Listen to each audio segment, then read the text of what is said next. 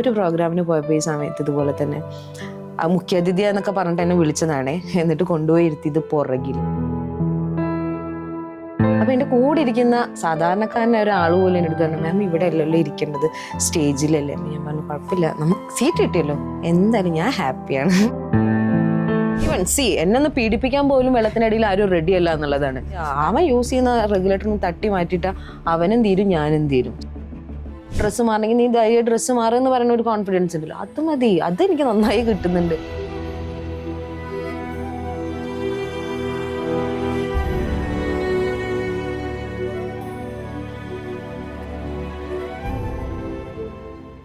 ഇനി പറയുകയാണെങ്കിൽ ഇപ്പോ ഈ ഒരു ഫീൽഡ് ഇപ്പൊ ഫെമിലിയർ ആയി വരാൻ തുടങ്ങുന്നു. എത്ര പേര് ഇതിലേക്ക് വരും എന്നുള്ളതല്ല, അത് കുറച്ച് റിസ്കി ആയതുകൊണ്ട് മേ ബി അങ്ങനെയാവാം. പക്ഷെ ഇപ്പൊ ഇതിലൊരു സാധ്യതയുണ്ട് ശരിക്കും പറയുകയാണെങ്കിൽ. ഇപ്പൊ ഫിനാൻഷ്യലി ആണെങ്കിലും അതല്ലാതെ ആണെങ്കിലും ഒരു സാധ്യത ശരിക്കും ഉള്ള ഒരു ഫീൽഡാണോ? അതെ, തീർച്ചയായിട്ടും. അതായത് ഞാൻ ഈസി ആയിട്ടൊരു കാര്യം പറയാം. ഇപ്പൊ നമ്മള്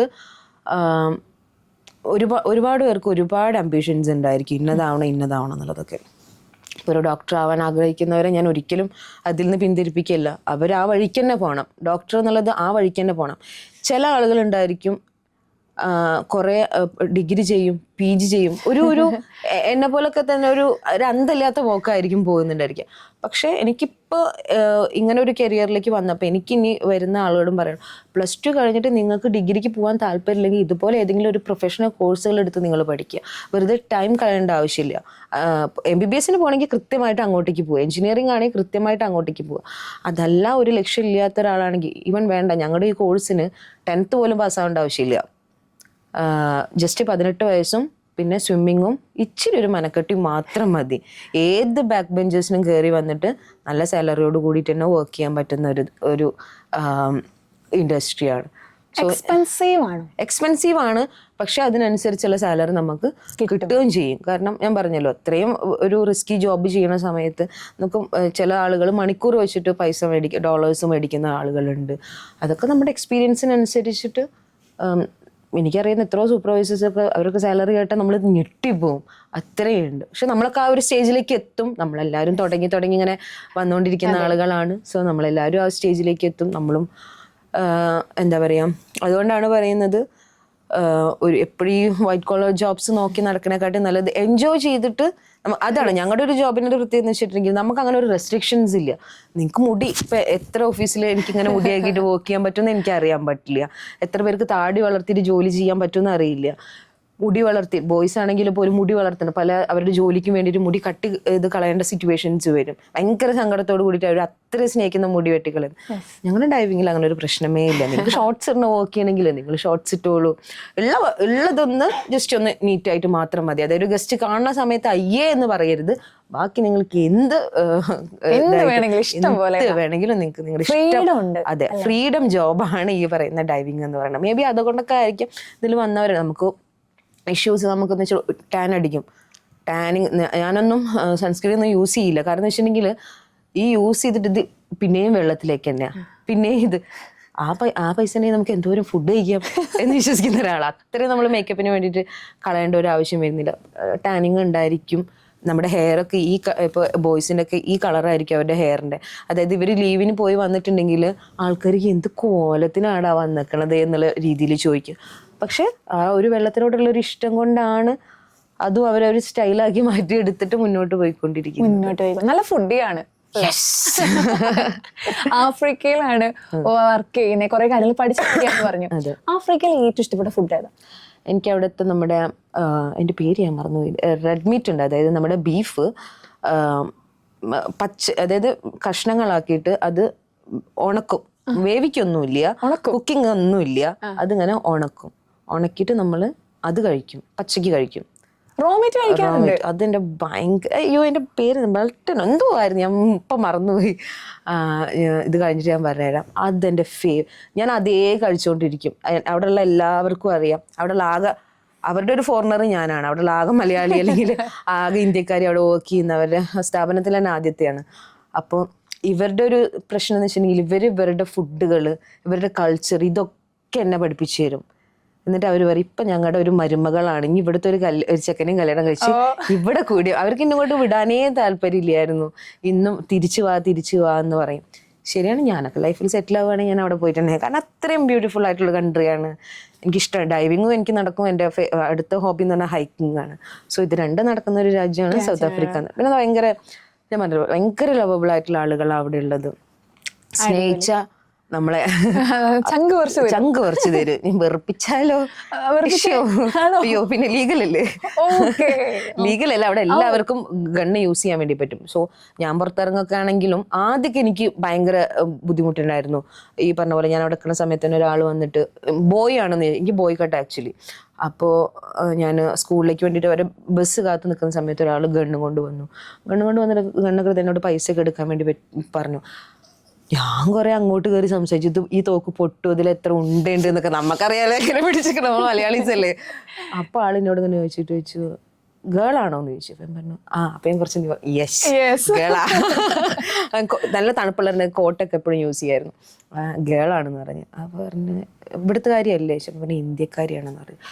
ഇന്ത്യക്കാരിയാണോ എന്ന് വെച്ചാൽ ഞാൻ പൈസ ഒക്കെ എടുത്തു ആകെ നുള്ളിപ്പെറുക്കിയിട്ട് ബാഗിൽ ഉണ്ടായിരുന്നതാണ്. അപ്പൊ അതൊക്കെ കൊടുത്തു. പിന്നെ ആള് പറഞ്ഞു അതൊന്നും വേണ്ട, നന്നായി ചിരിക്കുന്നുണ്ടല്ലോ എന്നൊക്കെ പറഞ്ഞു എൻ്റെ അടുത്ത്. അപ്പൊ പറഞ്ഞു പേടിച്ചിട്ടാ, ഉള്ളില് പേടി. പക്ഷെ നമ്മള് സംസാരിച്ചിട്ട് ഈസി ആയിട്ട് നമുക്ക് അവരെ കയ്യിലെടുക്കാൻ വേണ്ടി പറ്റും. അവരുടെ അടുത്ത് ആരുടെ അങ്ങനെ കമ്മ്യൂണിക്കേറ്റ് ചെയ്യില്ല. ഇവരെന്നെ ഒരു വിചിത്ര ജീവികളായി കാണുമ്പോൾ അവർക്ക് പ്രശ്നം. നമ്മൾ അവരുടെ അടുത്ത് അങ്ങ് കയറി സംസാരിക്കുക. ഇന്നിപ്പോ ഞാൻ പോണ സമയത്തൊക്കെ ആണെങ്കിൽ എനിക്ക് വഴിയിലൊക്കെ ഒരുപാട് ആളുകളുണ്ട്. പിന്നെ നമ്മുടെ ഹെയർ അവർക്ക് ഭയങ്കര ഇഷ്ടമാണ്. ഞാൻ ഓരോ മാസം കൂടുമ്പോഴും ഞാൻ ഹെയർ കട്ട് ചെയ്യുന്ന ഒരാളാണ്. ഈ ഡൈവിങ് എനിക്കൊരു ബുദ്ധിമുട്ടായത് കൊണ്ട്. അപ്പോൾ അവിടെ പോയിട്ട് എനിക്ക് അയ്യോ മുടി വെട്ടുകയെന്നെങ്ങാനും പറഞ്ഞ് എൻ്റെ കഴുത്തിന് പിടിക്കുക അവര്. കാരണം അവർക്കൊന്നും മുടി വളരുന്നില്ല. നമ്മുടെ തല എപ്പോഴും ഇങ്ങനെ മസാജ് ചെയ്തുകൊണ്ടിരിക്കും. ഒരു എത്ര സിൽക്ക്, എൻ്റെ നാട്ടിൽ ഏറ്റവും ചകിരി പിടിച്ച തല എൻ്റെ, എന്നിട്ട് അവർ പറയും എത്രയും സോഫ്റ്റ് ആണെന്ന് പറയും. സോ അങ്ങനെയുള്ള ഓരോ ഇഷ്ടങ്ങള്. പിന്നെ ഇപ്പം ഞാൻ ഇങ്ങനത്തെ ഒരു ഹെയർ സ്റ്റൈൽ മാറ്റിയപ്പോഴാണ് അവർക്ക് പിന്നെ എനിക്ക് അത്ര വലിയ അറ്റാക്കുകളൊന്നും ഉണ്ടായില്ല. ആളുകൾ ഇങ്ങനെ പറയും അത് ആഫ്രിക്കൻ കുട്ടിയാണ് എന്നുള്ള രീതിയിൽ. നമുക്ക് കാരണം ഒരുപാട് ഫെയറും അല്ലാത്ത കാരണം കൊണ്ട് ഇന്ത്യൻ സ്കിൻ ടോൺ ആയിട്ട് ഭയങ്കര മാച്ചിങ് ആണ്.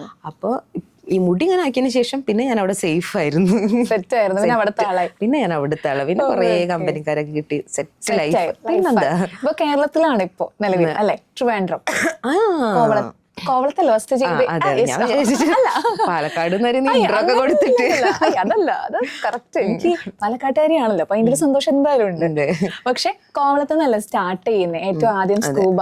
അപ്പൊ കേരളത്തിൽ ശരിക്കും പറയുകയാണെങ്കിൽ ഈ ഡൈവിംഗ് പഠിക്കണം എന്ന് പറയുന്നവർക്ക് പഠിക്കാൻ പറ്റുന്ന ഒരു എഡ്യൂക്കേഷൻ അങ്ങനെ ഇൻസ്റ്റിറ്റ്യൂഷൻസ് ഒക്കെ ഉണ്ടെങ്കിൽ ട്രിവാൻഡ്രം തന്നെയാണോ? ട്രിവാൻഡ്രത്തുണ്ട്, കൊച്ചിയിലുണ്ട്, ഇപ്പൊ ആൻഡമാൻ പോയി പഠിക്കുന്നവർ അവിടെ ഉണ്ട്, ലക്ഷദ്വീപിലുണ്ട്. എവിടേക്കാണോ ഇതുപോലുള്ള വാട്ടർ ആക്ടിവിറ്റീസ് കൂടുതൽ നടക്കുന്നത് അവിടെയൊക്കെ ഉണ്ട്. പിന്നെ നമ്മുടെ കർണാടകയിൽ ഒരു സ്ഥലമുണ്ട്.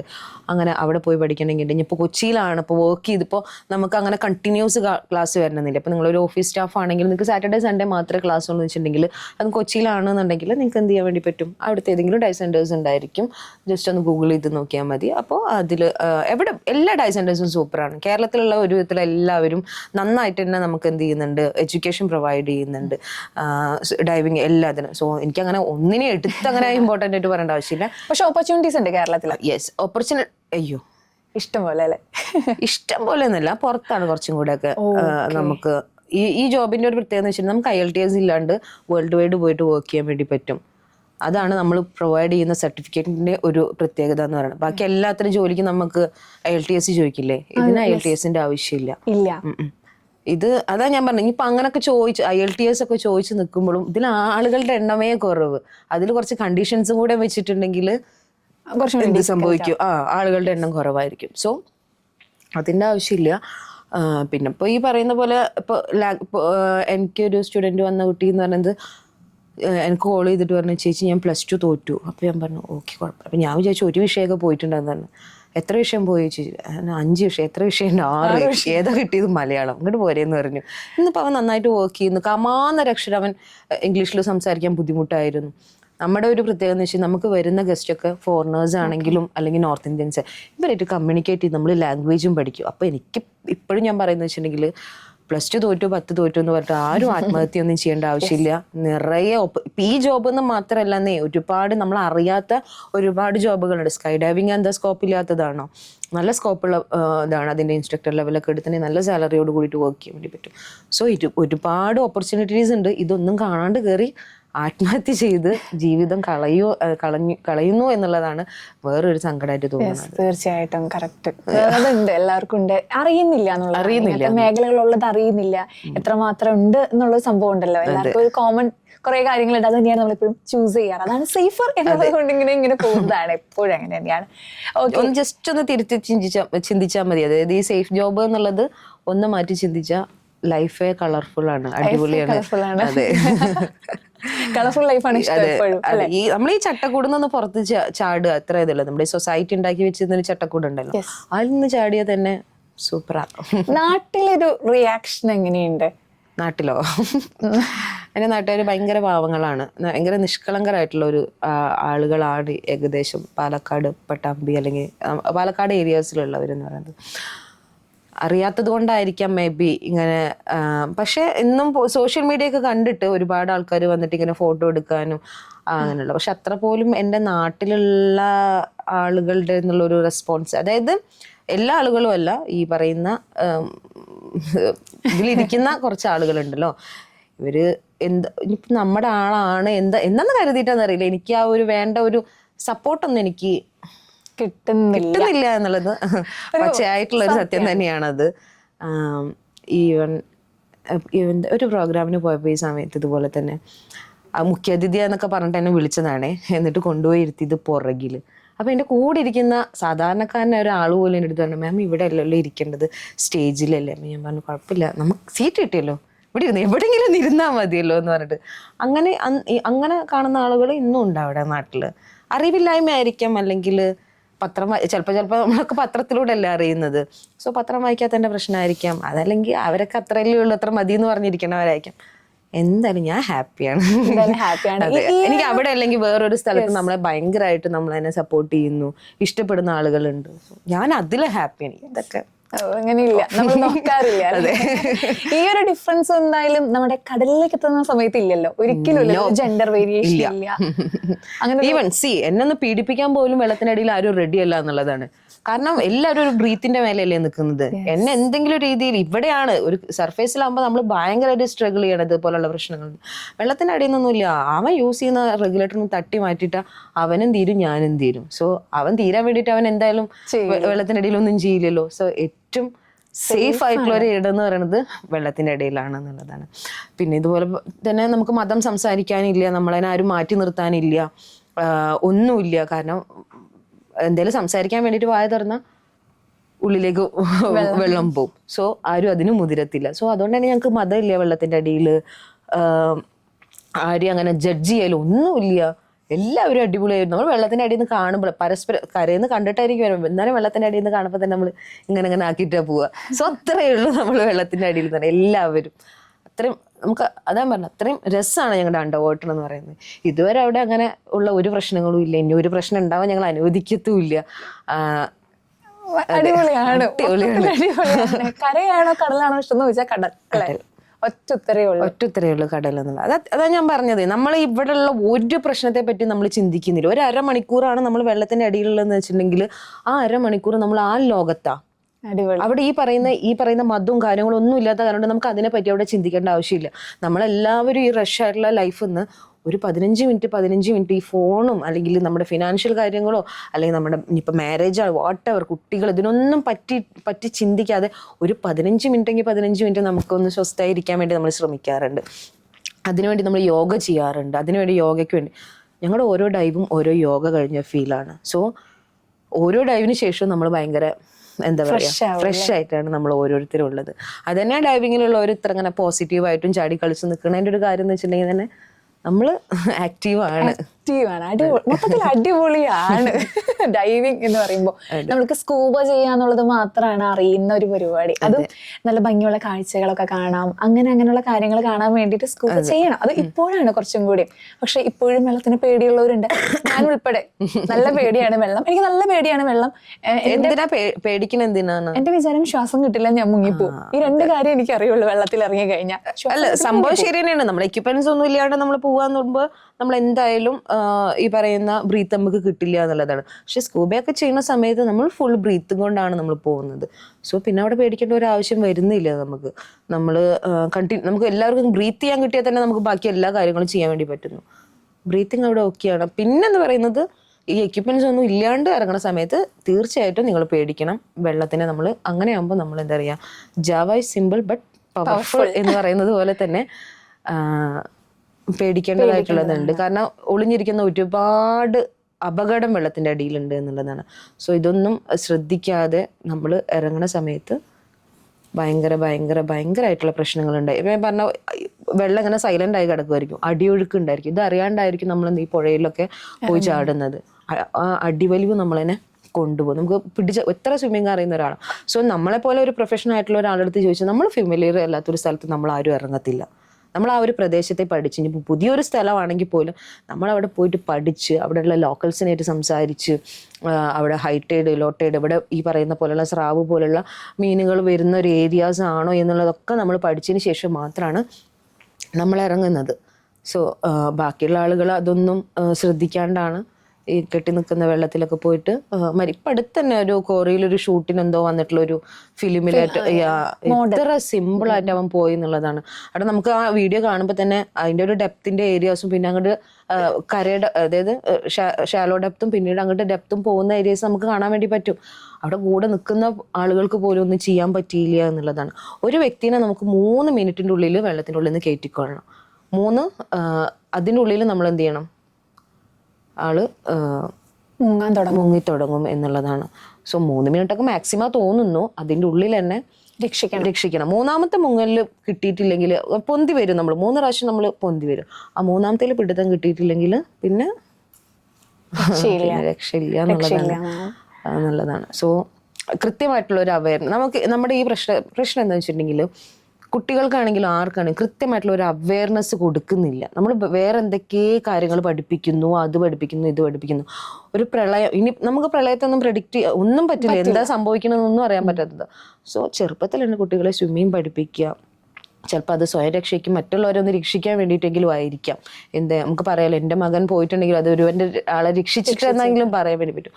സോ ചെറുപ്പത്തിൽ തന്നെ ഈ പറയുന്ന സ്വിമ്മിങ്, 18 വയസ്സാകുമ്പോൾ തന്നെ ഡ്രൈവിങ്, നമുക്കൊരു പേടി തട്ടുന്നതിനെക്കാട്ടി മുമ്പ് തന്നെ ഇങ്ങനെയുള്ള കാര്യങ്ങൾ പഠിക്കുന്നുള്ളത്. ഡ്രൈവിംഗ് ഒക്കെ നമ്മൾ കുറച്ചങ്ങോട്ട് ബോധം ഇന്നിപ്പൊക്കെ അറിയാം, അയ്യോ ആ പാണ്ടി ലോറി എന്നെ ഇടിക്കും എന്നുള്ളൊരു സാധനം കിട്ടിയാൽ പിന്നെ എനിക്ക് ഡ്രൈവ് ചെയ്യാൻ ഭയങ്കര ബുദ്ധിമുട്ടാണ്. അതൊക്കെ ആ ഒരു 18 വയസ്സിൽ നമ്മൾ എന്ത് ചെയ്യുക, പഠിച്ചെടുക്കുക എന്നുള്ളതാണ്. അതുപോലെ തന്നെ കമ്പൽസറി ആയിട്ടും പഠിപ്പിക്കേണ്ട ഒരു കാര്യമാണ് സ്വിമ്മിങ് എന്ന് പറയുന്നത്. വെള്ളം കാണുമ്പോൾ എല്ലാവർക്കും ആകാംക്ഷയാണ്, ഇറങ്ങാൻ തോന്നും നമുക്ക്. അതാണ് പ്രശ്നം. അത് പല ടൂറിസ്റ്റ് ഏരിയാസിലാണെങ്കിൽ നമുക്ക് അങ്ങനെ ഇറങ്ങാൻ തോന്നും, പക്ഷെ അപകടമുണ്ട്. അതുപോലെ തന്നെ ഇപ്പൊ നിങ്ങൾ ഡൈവ് ചെയ്യാൻ പോകുന്നു, അതേ സമയത്ത് അവിടെ ബോട്ടിംഗ് ഉണ്ടാവും. ഇപ്പോ നമ്മൾ കോവളം നോക്കുകയാണെങ്കിൽ അറ്റ് സെയിം ടൈം അവിടെ ഒരു ബോട്ടിംഗ് കൂടി വരുന്ന ഒരു ഏരിയ ആണ് അല്ലെ. അപ്പോ അതൊരു നമ്മളൊന്ന് ഇടിക്കുക, അറ്റാക്ക് ചെയ്യുക, അല്ലെങ്കിൽ നമ്മൾ ഡൈവ് ചെയ്യുന്നിടത്തേക്ക് വരാനുള്ള ഒരു ചാൻസസ് ഒക്കെ ഉണ്ടാവില്ലേ? നമുക്ക് ഈ ബോട്ടിന്റെ ലൈസൻസ് കിട്ടുന്ന ആളുകൾക്കും അതുപോലെ തന്നെ ഡൈവിങ്, ഈ 2 വ്യക്തികളാണല്ലോ ഈ വെള്ളത്തിലുള്ളത് എന്ന് പറയുന്നത്.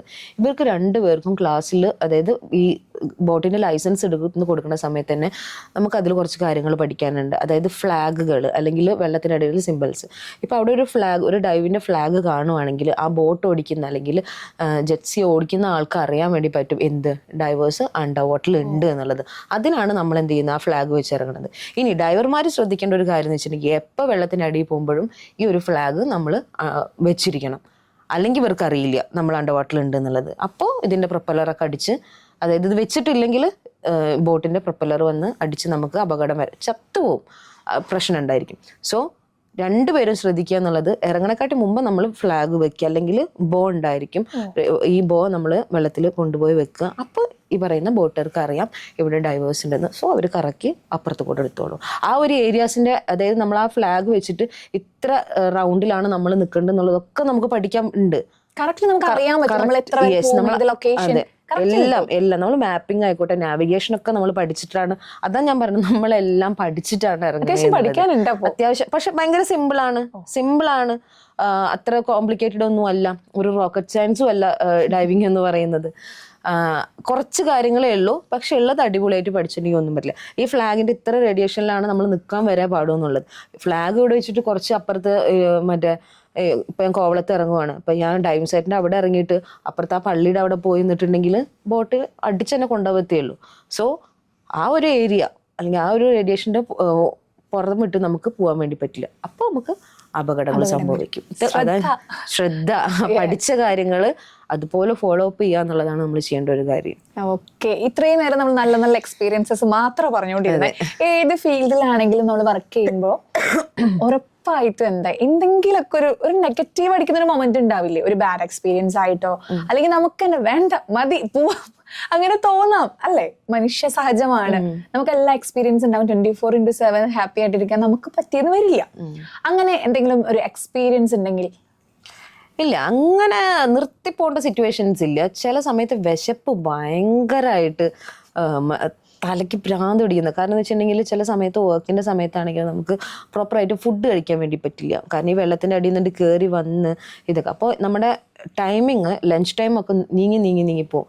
അപ്പോൾ ആ സമയത്ത് ഫുഡൊക്കെ ചില സമയത്ത് ഫുഡ് അവിടെ എത്തിയിട്ട് മേടിക്കാൻ പോകുന്ന സിറ്റുവേഷൻസ് ആയിരിക്കാം. നമ്മളാണെങ്കിൽ ഒരു ക്ലാസ് കഴിഞ്ഞിട്ടാണ് ഫുഡ് കഴിക്കാൻ, അങ്ങനെ ഒരുപാട് ഇത്. അപ്പൊ ആ ഫുഡ് കിട്ടാണ്ടാവുമ്പോഴുള്ള ഒരു ആക്രാന്തം ഉണ്ടല്ലോ, ഞാൻ നല്ലൊരു ഫുഡ് ആയതുകൊണ്ടായിരിക്കാം അത്രത്തിലുള്ള. അല്ലാണ്ട് ഒരു രീതിയിൽ എനിക്ക് അങ്ങനെ നിർത്തി പോകണം എന്നുള്ളതൊന്നും എനിക്ക് തോന്നിയില്ല. ഈവൻ ഞാൻ പബ്ലിക്കായി നിന്നിട്ടാണ് ഞാൻ ഡ്രസ്സ് മാറുന്നത്. കാരണം ഞാൻ പറഞ്ഞു, ഇതിലങ്ങനെ ലേഡീസ് ഇല്ലാത്ത കാരണം കൊണ്ട് നമുക്ക് സ്പെഷ്യലായിട്ട് ഒരു ബാത്റൂം ഒന്നും ഉണ്ടാവില്ല, ഒരു കോമൺ ആയിട്ടുള്ള ഇതായിരിക്കും. ഇപ്പോൾ ഒരു ഡൈസൈറ്റിൽ പോകുന്ന സമയം, ഇപ്പം ഞാൻ സൗത്ത് ആഫ്രിക്കയിലുള്ള ഡൈസൈറ്റിൽ എന്ന് പറയുമ്പോൾ അവിടെ എല്ലാവരും ഒരുമിച്ച് നിന്നിട്ടാണ് ഡ്രസ്സ് മാറുക.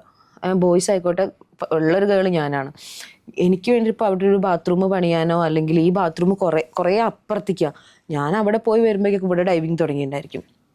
സോ നമുക്ക് അങ്ങനെ ഒരു മടിച്ച് നിന്നിട്ടുണ്ടെങ്കിൽ, അതാ ഞാൻ പറഞ്ഞത്, അങ്ങനെ ഇത് അവരുടെ ഇൻഡസ്ട്രിയാണ്, നമുക്ക് അറിയാൻ വേണ്ടി പറ്റും. അവിടെ നമ്മൾ പിന്നെയും സ്ത്രീകളുടെ വാദിച്ചിട്ട് അത് വേണം ഇത് വേണം എന്ന് പറഞ്ഞിട്ട് ഒരു കാര്യമില്ല. അവരെന്താണോ ചെയ്യണത് കൂടെ ഒന്ന് ചെയ്യുക. അപ്പം അവർ നമുക്ക് തരുന്നൊരു സപ്പോർട്ട് ഉണ്ട്. ഒരു കുഴപ്പമില്ല, ധൈര്യമായി ഡ്രസ്സ് മാറണമെങ്കിൽ നീ ധൈര്യമായി ഡ്രസ്സ് മാറുമെന്ന് പറയുന്ന ഒരു കോൺഫിഡൻസ് ഉണ്ടല്ലോ, അത് മതി, അതെനിക്ക് നന്നായി കിട്ടുന്നുണ്ട്. സോ അങ്ങനെ ഒരു മടിയോ ആയിട്ടുള്ള കാര്യങ്ങളൊന്നും നമുക്ക് ഇപ്പം എനിക്ക് തോന്നാറില്ല.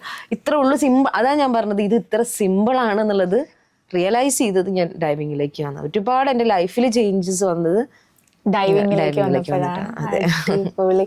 ഇനി ഇപ്പോ ഞാൻ ഇതിൽ നിന്ന് മാറിയിട്ടൊരു ചോദ്യം ചോദിക്കാൻ ആഗ്രഹിക്കുന്നു. ഇപ്പൊ ഞാൻ ഫസ്റ്റ് തന്നെ പറഞ്ഞ കാര്യം, India's first commercial female, yes, അങ്ങനെയാണല്ലോ. പക്ഷെ നമ്മുടെ ഇപ്പൊ കേരളത്തിലേക്ക് നോക്കുന്ന സമയത്താണെങ്കിൽ നമ്മൾ എല്ലാത്തിനും ഫീമെയിൽസിന് ഒരു സ്പെഷ്യൽ കൺസിഡറേഷൻ കൊടുക്കുന്ന ഒരു കൂട്ടരാണ്. എല്ലാത്തൊരു കൺസിഡറേഷൻ ഉണ്ട്. ഇപ്പൊ ഒന്നും വേണ്ട, ലേറ്റസ്റ്റ് ആയിട്ട് വരാൻ പോകുന്ന സ്പെഷ്യൽ ട്രാവലിംഗ്, യെസ്, അങ്ങനെ കുറെ കാര്യങ്ങൾ നമ്മൾ സ്പെഷ്യൽ ചെയ്യുന്നുണ്ട്. ശരിക്കും സ്ത്രീകൾക്കെല്ലാം സ്പെഷ്യൽ വേണം? എന്തിന്റെ ആവശ്യം? പിന്നെ എന്തിനാണ് നമ്മൾ ഈക്വാലിറ്റിനെ പറ്റി സംസാരിക്കുന്നത്? എന്തിനാണ് അതിനെ പറ്റി വാദിക്കുന്നത്? എന്തിനാ? അങ്ങനെ ഒരു ഇതിന്റെ ആവശ്യമേ വരുന്നില്ല. ഈക്വാലിറ്റി എന്ന് പറയുന്നത് എന്താ? പുരുഷനും സ്ത്രീക്കും ഈക്വൽ ആയിട്ട് എന്നുള്ളൊരു കാര്യമല്ലേ? ഇപ്പോൾ എന്നെക്കാട്ടി വലിയൊരാള്, നല്ല നല്ല നല്ല ബോഡിയൊക്കെ ആയിട്ടുള്ള ഫിസിക്കൊക്കെ ആയിട്ടുള്ള ഒരാൾ, അയാളടുത്ത് പോയിട്ട് ഞാൻ മത്സരിക്കുകയാണ്, ഒരു കാര്യമില്ല. എൻ്റെ കാറ്റഗറി, ഇപ്പം ഞാൻ എൻ്റെ കാറ്റഗറി, ഇപ്പം എൻ്റെ വെയിറ്റ് എന്ന് പറയുന്നത് 52 ആണെങ്കിൽ ആ 52-ലുള്ള ആളായിട്ട് ഞാൻ നിന്നിട്ട് കോമ്പറ്റീറ്റ് ചെയ്തിട്ട്, എന്നിട്ട് രണ്ടുപേരും ജയിച്ചു അല്ലെങ്കിൽ രണ്ടുപേർക്ക് ഈക്വൽ ആണ്, എന്നിട്ടും ആ പുരുഷന് കൊടുക്കുമ്പോഴാണ് എൻ്റെ ഉള്ളിലുള്ള സംഭവം. ഇതെന്നെക്കാട്ടും വലിയൊരു മനുഷ്യൻ്റെ മുമ്പിൽ കൊണ്ടുവന്നിട്ട് അതിനടുത്ത് ജയിക്കാൻ പറഞ്ഞാൽ പറ്റില്ല. ചോറിലേ നമ്മളെല്ലാവരും കഴിക്കുന്നത്. സോ അത് നടക്കത്തില്ല എന്നുള്ളതാണ്. അവിടെ നമ്മൾ ഇക്വാലിറ്റിയെ പറ്റി സംസാരിച്ചിട്ട് ഒരു കാര്യമില്ല. അതുപോലെ തന്നെയാണ് ഈ ബസ്സിന്റെ ഒരു കാര്യം എന്ന് പറയുന്നത്. ഇതിൻ്റെ ഒന്നും ആവശ്യമില്ല. നീ അപ്പൊക്കെ എന്താണ് നമ്മളെ മടിയന്മാരാക്കുകയാണ് സ്ത്രീകൾ. നമുക്ക് ഒരുപാട് കഴിവുണ്ട്, ഒരുപാട് പറഞ്ഞാൽ ഒരുപാട് കഴിവുണ്ട്. നമുക്ക് എല്ലാ ആനുകൂല്യങ്ങളും ഇങ്ങനെ തന്ന് തന്ന് തന്ന് തന്ന് നമ്മൾ എന്ത് ചെയ്യുക, ഒരുമാതിരി ഈ നോർത്തിലൊക്കെ ഉള്ള പോലെ ഒരു മടിയന്മാരാക്കി മാറ്റുക. നമുക്ക് അധ്വാനിക്കാനുള്ള നമ്മുടെ ഹെൽത്തിന് നമ്മളെന്താ ജിമ്മിൽ പോകുന്നു, അത് പോകുന്നു, ഇത് പോകുന്നു. നമ്മൾ നല്ല ഹാർഡ് വർക്കിംഗ് ആയിട്ടുള്ള ജോബ് അങ്ങോട്ട് ചെയ്താൽ തീരാവുന്ന കാര്യമാണ് നമുക്കുള്ളൂ, അല്ലേ? അപ്പോൾ ഇത്തരത്തിലുള്ള ആനുകൂല്യങ്ങളെ ഒക്കെ കൊടുത്ത് സ്ത്രീകളെനൊക്കെ വെറും മടിയരാക്കരുത്. അല്ലെങ്കിൽ പിന്നെ ഇതുപോലുള്ള ഇപ്പോൾ റിട്ടയർഡ് ആയിട്ടുള്ള ആളുകൾ, അങ്ങനെയുള്ളവർക്ക് നമ്മൾ വേണമെങ്കിൽ ഒരു സപ്പോർട്ട് കൊടുക്കുക. അപ്പൊ അവരോട് വെച്ചാൽ അവർ പറയും എന്തിന്, ഞങ്ങൾക്ക് അതിന്റെ ആവശ്യമൊന്നുമില്ല, ഞങ്ങൾ അടിപൊളിയായിട്ടാണ്. അവരടക്കം എന്തിടങ്ങി അതിൽ നിന്നൊക്കെ ഞങ്ങൾ അങ്ങനെ വയസ്സിലൊന്നും അല്ല, ഞങ്ങൾ ഇന്ന് സ്ട്രോങ് ആണ്, അതെ ഞങ്ങൾ ഇന്ന് സ്ട്രോങ് ആണ് പറഞ്ഞിട്ട് അവര് കയറി വരുമ്പോ പിന്നെയും ഈ സ്ത്രീകളൊക്കെ ആവശ്യമായിട്ടുള്ള സാധനങ്ങൾ കൊടുത്തോണ്ടിരിക്കുകയാണ്. അല്ലെങ്കിൽ ഇപ്പൊ എന്താ ഒരു പുതിയ ചേഞ്ച് വന്ന എന്താണ് സ്ത്രീയുടെ ഒരു പേരെന്തോ കൊടുത്തിട്ടാണല്ലോ ബസ്സിന്റെ കാര്യം പറയുന്നത്. ഒരു ആക്ച്വലി നമുക്കിപ്പോ KSRTC പറയുകയാണെങ്കിൽ സ്ത്രീകൾക്ക് സൗജന്യ യാത്ര, അതാണ് നമ്മൾ പറയുന്ന ഒരു കാര്യം. അത് പക്ഷെ ഒരു സ്പെഷ്യൽ കാറ്റഗറി ഒന്നുമില്ല, സ്ത്രീ വുമൻ ആ ഒരു മെൻഷനിങ് ആണ്. ശരിക്കും അത് നമ്മൾ നീഡ് ചെയ്യുന്നില്ല. അതാ ഞാൻ പറഞ്ഞത് നമ്മളെല്ലാവരും ഇൻഡിപെൻഡന്റ് ആവാൻ ശ്രമിക്കുന്ന ആളുകളാണ് അല്ലെ, ഫിനാൻഷ്യലി ആയിക്കോട്ടെ എങ്ങനെയായാലും. അപ്പൊ എന്തിനാണ് നമ്മളായിട്ട് നഷ്ടം ഉണ്ടാക്കി കൊടുക്കുന്നത്? അപ്പോഴും ഞാൻ അതാ ചോദിക്കുന്നത്, എവിടെയാണ് പിന്നെ ഇക്വാലിറ്റി എന്നുള്ളൊരു കാര്യം? ഇക്വാലിറ്റിയെ പറ്റി പിന്നെ നമ്മൾ സംസാരിക്കേണ്ട ഒരു അവകാശം നമുക്കില്ല എന്നുള്ളതാണ് അതിലേക്ക് കയറിയിട്ടുണ്ടെങ്കിൽ. ഞാൻ ട്രാവൽ ചെയ്യുന്നത്, ഞാൻ ട്രെയിനിലായിക്കോട്ടെ, ഞാൻ KSRTC ഒക്കെ ട്രാവൽ ചെയ്യുന്ന ഒരാളാണ്. ഞാൻ ഏറ്റവും കൂടുതൽ ഇതുപോലുള്ള സംഭവങ്ങളാണ് ഞാൻ യൂസ് ചെയ്യുന്നതും. ഇതിപ്പോ സൗജന്യം വന്നാലും ഞാൻ പൈസ കൊടുത്തിട്ട് തന്നെ ഞാൻ ദൈവം സഹായിച്ചിട്ട്, അതെ ദൈവം സഹായിച്ച് നമുക്ക് കിട്ടുന്നതിന് ഒരു പൈസ കൊടുത്തിട്ട് തന്നെയാണ് നമ്മൾ, കാരണം അതിന്റെ പുറകിൽ ജീവിക്കുന്ന ഒരുപാട് ആളുകളുണ്ട്. ഇതൊക്കെ ചിലപ്പോൾ അവരെ എഫക്ട് ചെയ്യുമെന്നും കൂടി നമുക്ക് അറിയത്തില്ല. പിന്നെ അതുപോലെ സ്പെഷ്യൽ ആയിട്ടുള്ള ബസ്സുകൾ ഉണ്ടെങ്കിൽ ഇതുപോലെ ഞാൻ സ്വയം വീക്കാണ് എന്ന് കരുതുന്ന ലേഡീസ് കയറട്ടെ, അതിൽ നോ ഇഷ്യൂസ്. അപ്പം നമുക്കറിയാലോ ആരൊക്കെയാണ് വീക്ക് അല്ലെങ്കിൽ ആർക്കൊക്കെയാണ് എന്നുള്ളത് നമുക്ക് കാണാൻ വേണ്ടി പറ്റും. എന്താക്കാൻ ഇതിനൊന്നും ആവശ്യമില്ല, വെറുതെ ജയിക്കാനൊക്കെ ഓരോ വാഗ്ദാനങ്ങള് അവര് പറയും ചെയ്ത് ഇവരാണെങ്കിൽ ഇത് ചോദിച്ചു മേടിക്കുകയും ചെയ്യാന്ന് പറഞ്ഞ പോലെ രണ്ടുപേരും അങ്ങോട്ടും ഇങ്ങോട്ടും പെട്ടെടുക്കുന്ന ഒരു സിറ്റുവേഷനിലാണ്. സോ അവരവരെ വാക്ക് പാലിക്കുന്ന പോലെ അവർ ചെയ്യുന്നു, ഈ പറഞ്ഞ പോലെ ബസ് കൊടുക്കുന്നു. ഇതിൽ കയറണോ കയറണ്ടോ എന്നുള്ളത് എല്ലാ സ്ത്രീകളൊന്നും അതിന് സപ്പോർട്ട് ഒന്നുമല്ല, നല്ല സ്ട്രോങ് ആയിട്ടുള്ള സ്ത്രീകളൊക്കെ അതിൽ നിന്ന് മാറിയിട്ട് തന്നെയാണ് നിൽക്കുന്നത്. സോ അതാ ഞാൻ പറഞ്ഞ വീക്കായിട്ടുള്ളവർ കയറട്ടെ, എന്നിട്ട് ചോയ്സസ് ആണ് എന്നുള്ളത്. അതിങ്ങനെ കുറെ നേരം നമ്മൾ സംസാരിച്ചുകൊണ്ടിരിക്കുകയാണ്. ഇനി ഒരു യങ് ജനറേഷൻ ചെയ്യാനുള്ള ഒരു കാര്യം, ഇപ്പൊ അതുല്യ ശരിക്കും പറയുകയാണെങ്കിൽ എല്ലാവർക്കും വളരെ ഇൻസ്പയറിംഗ് ആയിട്ടുള്ള ഒരാളാണ്. സീരിയസ്ലി ഭയങ്കര ഇൻസ്പയറിംഗ് ആണ്. നമുക്ക് എന്തും ചെയ്യാൻ പറ്റും, വിൽ പവർ ആണ് എല്ലാം ഇന്ന് തെളിയിച്ചിട്ടാണ്, അതും പാലക്കാട് ജില്ലയിൽ നിന്ന്, കടൽ പോലും ഇല്ലാത്ത ജില്ലയിൽ നിന്ന് ആ ഒരു പ്രൊഫഷനിലെത്തി ഇന്ത്യയിൽ തന്നെ ആകെ ഒരു കൊമേഴ്ഷ്യൽ ഡൈവിംഗ് ലൈസൻസ് ഉള്ള ഒരു ഫീമെയിൽ ആയിട്ട് ഇങ്ങനെ ഇരിക്കുന്ന സമയത്ത് ഇനി വരുന്ന ജനറേഷനോട് എന്താ ശരിക്കും പറയാനായിട്ടുള്ളത്? ഇപ്പൊ ഞാനൊരു സ്റ്റെപ്പ് എടുത്തു വെച്ചല്ലോ, ഇപ്പൊ ഈ പറഞ്ഞ പോലെ എനിക്കങ്ങനെ റോൾ മോഡൽ എന്ന് പറയാൻ ഞാൻ മാത്രമേ ഉള്ളൂ. സോ എന്നത് പറഞ്ഞ പോലെ തന്നെ മടിച്ചു നിൽക്കേണ്ട ഒരു ആവശ്യമില്ല. ഇനിയിപ്പോ ഒരു മൈക്ക് കൊടുത്തിട്ടൊരു പെൺകുട്ടികളുടെ ആൺകുട്ടികളോട് ഒരു ക്വസ്റ്റ്യൻ ചോദിക്കാൻ പറഞ്ഞാൽ പോലും ഇവര് മാറി നിൽക്കുന്നു. അങ്ങ് അത് ഞാൻ പറഞ്ഞു, നിങ്ങൾ അങ്ങോട്ട് കയറി വരിക, ഈ ലോകം നിങ്ങൾക്കുള്ളതാണ്. ഈ മടിച്ചു നിൽക്കുന്നവർക്ക് അവരെന്നും അവിടെ അങ്ങനെ തന്നെ നിൽക്കുക, കയറി വരിക. എന്തായിക്കോട്ടെ, എന്ത് സാഹസിക പ്രവർത്തനം ആയിക്കോട്ടെ, എന്താണെങ്കിലും നമ്മൾ അതിൽ ഇറങ്ങി പ്രവർത്തിക്കുക, യുണീക്കായി നിൽക്കാൻ വേണ്ടിയിട്ട് എപ്പോഴും ശ്രമിക്കുക. എപ്പോഴും ഈ പറയാ പൊട്ടക്കിണറ്റിൽ കിടന്ന തവളയാവരുത് നമ്മൾ ആരും. മാറി ചിന്തിക്കുക. യങ്സ്റ്റേഴ്സ് ആയിക്കോട്ടെ, ഞാനങ്ങനെ യങ്സ്റ്റേഴ്സ് എന്നൊന്നും പറയുന്നില്ല, ഞാൻ എല്ലാ കാറ്റഗറിയിലും അവരെ റെസ്പെക്ട് ചെയ്യുന്നതാണ്. ഞങ്ങൾ പഠിപ്പിച്ചു വിട്ട ഒരു ലേഡിയുടെ ഡൈവിങ് പഠിപ്പിച്ചു വിട്ട ഒരു ലേഡിയുടെ ഏജ് 73 ഒന്ന് ആലോചിച്ച് നോക്കുക. അപ്പൊ ആ ലേഡി നമ്മളങ്ങനെ യങ് ആയിട്ട് നമ്മൾ ഇതാക്കുന്നില്ലല്ലോ. ആളുടെ ഏജിൽ ആ ഡൈവിങ് കംപ്ലീറ്റ് ചെയ്തിട്ട് ആള് പോകണമെങ്കിൽ ഒന്ന് ആലോചിച്ച് നോക്കും. സോ എല്ലാ കാറ്റഗറിയുള്ള ആളുകളെയും ഞാൻ ഇതുപോലുള്ള ആക്ടിവിറ്റീസിലൊക്കെ വെൽക്കം ചെയ്യുന്നു. എല്ലാവരും കടന്നു വരിക, ആക്ടിവിറ്റീസിൽ ഏർപ്പെടുക. അഡ്വഞ്ചറസ് ആയിട്ടുള്ള ആക്ടിവിറ്റീസ് ചെയ്യുമ്പോൾ തന്നെ നമ്മൾ യങ് ആയിട്ട് നിൽക്കും എന്നുള്ളത് ഞാൻ ഭയങ്കരമായിട്ട് വിശ്വസിക്കുന്നുണ്ട്. നമുക്ക് ഒരു ആവശ്യമില്ല, ഒരു മേക്കപ്പിന്റെ ആവശ്യമില്ല, ഒന്നിന്റെ ആവശ്യമില്ല, ചില്ലായിട്ട് നിൽക്കുക, അടിപൊളിയാക്കുക. ഓക്കെ, അപ്പൊ നമുക്ക് പതിയെ അങ്ങ് അവസാനിപ്പിക്കാം. അല്ലെ, കുറെ നേരം സംസാരിക്കും. ഭയങ്കര പോസിറ്റീവ് ആണ് അതുല്യ, ഭയങ്കര പോസിറ്റീവായിട്ട് സംസാരിക്കുന്ന ആളാണ്. തുടക്കം മുതൽ ഈ ഒരു സമയം വരെ ഈ ചിരിയുണ്ട്. എല്ലാ കാര്യത്തെയും ഭയങ്കര ഈസി ആയിട്ട് കാണുന്ന ആളാണ്. വലിയ കോംപ്ലിക്കേറ്റഡ് അല്ല. നമ്മളാണ് കോംപ്ലിക്കേറ്റഡ് ആക്കുന്നത് എന്നുള്ളത്. അതിനൊന്നും ആവശ്യമില്ല, വെരി സിമ്പിൾ. ഇത് കഴിഞ്ഞ് റൗത്തർ ബിരിയാണി കഴിക്കാൻ പോകുന്ന കാര്യമാണ് ഞാൻ ആലോചിച്ചിരിക്കുന്നത്. ഇത്രയും സിമ്പിൾ ആയിട്ട് നമ്മൾ അത്രേ ഉള്ളൂ ലൈഫ് എന്നൊക്കെ പറയുന്നത്. എനിക്ക് വളരെ ഇൻസ്പയറിംഗ് ആയി. ഞാനൊന്ന് കടലിൽ ഇറങ്ങി നോക്കട്ടെ. പക്ഷെ ഞാൻ ഇറങ്ങി നോക്കാം. പേടിക്കേണ്ട ഒരു ആവശ്യമില്ല. നിങ്ങളുടെ കൂടെ നമ്മൾ അത്രയും അത് എക്സ്പേർട്ട് ആയിട്ടുള്ള ആളുകൾ ഉണ്ടായിരിക്കും. അവർ പറയുന്ന ഇൻസ്ട്രക്ഷൻസ് അതുപോലെ ഫോളോ ചെയ്യുക. എല്ലാവരും ലൈഫിൽ ഒരിക്കലെങ്കിലും നമ്മൾ ഈ കരയിലുള്ള കാഴ്ച അതുപോലെ അതിലും മനോഹരമാണ് അണ്ടർവാട്ടറിലുള്ള കാഴ്ച എന്നാണ്. സോ എല്ലാവരും മസ്റ്റ് ട്രൈ എന്ന് തന്നെ എനിക്ക് പറയണം. ലൈഫിൽ എല്ലാവരും ചെയ്തിരിക്കണം, കാണണം. കണ്ടിട്ട് മരിച്ചു പോയാലും കുഴപ്പമില്ല നീ, അതല്ല ഞങ്ങളൊക്കെ ഇങ്ങനെ നിൽക്കുന്നത്. കണ്ടേ പറ്റൂ. ഒരു കോംപ്രമൈസ് ഇല്ല അതിന്, തീർച്ചയായിട്ടും. അപ്പൊ ഇവിടെ ഞാൻ ഇനിയിപ്പോ അധികം ദൂരം പോകാൻ പറ്റാത്തൊരു കോവളൊക്കെ പോയിക്കോളൂ. അതല്ലെങ്കിൽ നിങ്ങൾ ലക്ഷദ്വീപോ ആൻഡമാനൊക്കെ, അത്രയും ക്ലിയർ ആയിട്ടുള്ള വാട്ടറാണ്, കോറൽസ് ഉണ്ട്, ഒരുപാട് കാര്യങ്ങളുണ്ട്. സോ കണ്ടിരിക്കണം, ലൈഫിൽ കണ്ടിരിക്കണം. ഓക്കെ, കാണാൻ നമ്മൾ നോക്കും. അതെ, പറഞ്ഞ സ്ഥിതിക്ക് എന്തായാലും കാണാൻ നോക്കണം. ഓക്കെ, അപ്പൊ എന്തായാലും ഗസ്റ്റ് റൂമിൽ ഇത്രയും സമയം എന്നോട് സംസാരിച്ചിരുന്നു. നമുക്ക് വളരെ രസമാണ്, കാരണം അറിയാത്തൊരു മേഖലയാണ് കൊമേഴ്ഷ്യൽ ഡൈവിങ്. എന്താണ്, നിങ്ങൾ എന്താ ചെയ്യുന്നത്, നിങ്ങൾ കാരണമാണ് ഞങ്ങൾ ഇന്റർനെറ്റ് യൂസ് ചെയ്യുന്നത് എന്നുള്ളൊരു പരിപാടിയൊന്നും നമുക്ക് ഫെമിലിയർ അല്ലായിരുന്നു. നിങ്ങൾ താഴെ പോകുന്നു, അതുപോലെ ഹൈ റിസ്ക് ആയിട്ട് ഇപ്പൊ വെൽഡിങ്, അത് നമ്മൾ പറഞ്ഞിരുന്ന കാര്യമാണ്. ആ കാര്യമൊക്കെ ചെയ്ത് സെക്യൂർ ആക്കി ഞങ്ങൾക്ക് വളരെ, നമുക്കൊരു നെറ്റിൽ 5 മിനിറ്റ് സ്ലോ ആയി കഴിഞ്ഞ പ്രശ്നമാണ്, വിഷയമാണ്. പക്ഷെ അതിനും ബാക്കിൽ ഇത്രയും ഒരുപാട് ഡൈവിങ്ങിലുള്ള ആളുകളുടെ എഫേർട്ടുകൾ ഇതിന്റെ പുറകിലുണ്ട് എന്നുള്ളത് ഇപ്പോഴാണ് നമ്മളൊന്ന് സംസാരിച്ചു തുടങ്ങുമ്പോഴാണ് ഓക്കെ ഇങ്ങനെയൊക്കെയാണ് ഇവർ ചെയ്യുന്നത് എന്നുള്ളതാണ്.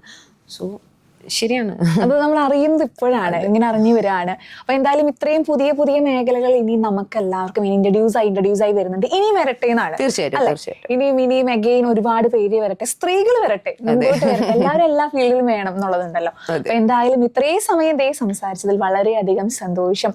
ഇനിയും ഒരുപാട് ഉയരങ്ങളിൽ എത്താൻ പറ്റട്ടെ. ഇന്ത്യ ആ ഒരു ടാഗിൽ നിന്നും മാറി ആ വേൾഡ് വൈഡ് ആ ലെവലിലേക്കൊക്കെ അതിലേക്ക് തീർച്ചയായിട്ടും എത്താനായിട്ട് പറ്റട്ടെ എന്ന് ആത്മാർത്ഥമായിട്ട് ഞാൻ വിഷ് ചെയ്യാണ് കേട്ടോ.